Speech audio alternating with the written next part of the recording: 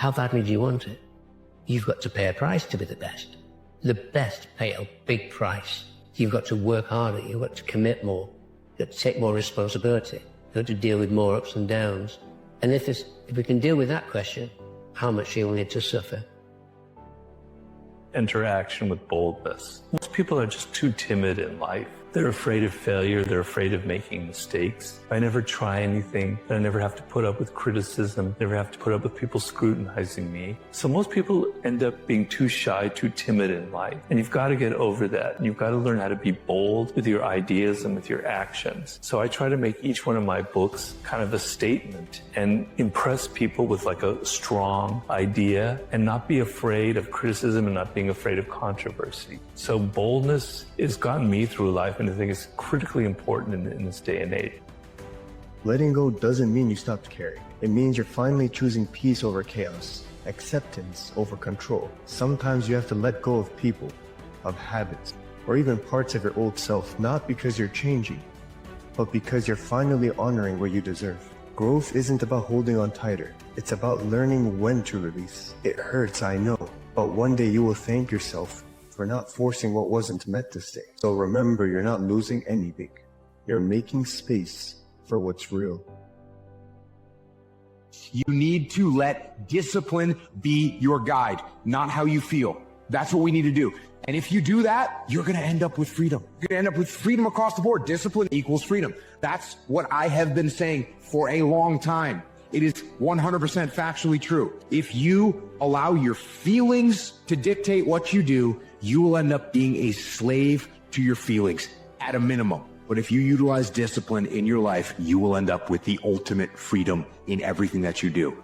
Bro, one of the best things that you can do in 2026 is to let go of the fear of missing out, because you're not missing out on when you're getting your life together. They're out at the club, you're in the gym. They're hungover on a Sunday morning, you're working towards your goals, and they think you're missing out. But in 5 years from now, they'll still be doing the same shit, and you'll be living a life that they've always dreamt of living. So just remember that when they try and pull you back in.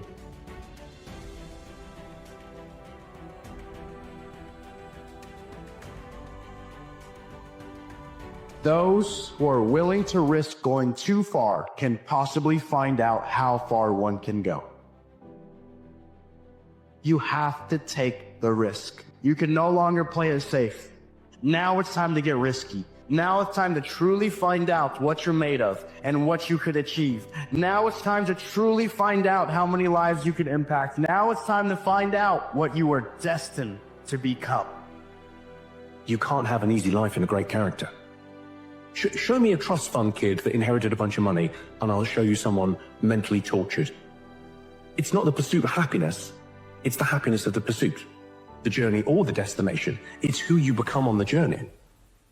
If you're not getting past this, today, this week, this month, this year, all of a sudden a decade goes by and you're still holding up, and you can't get rid of that thing. If it's holding you back from going where you want to go, maybe you should just deny the thing ever can happen. Kick it in the head. Kick it off the curb. I'm done with you.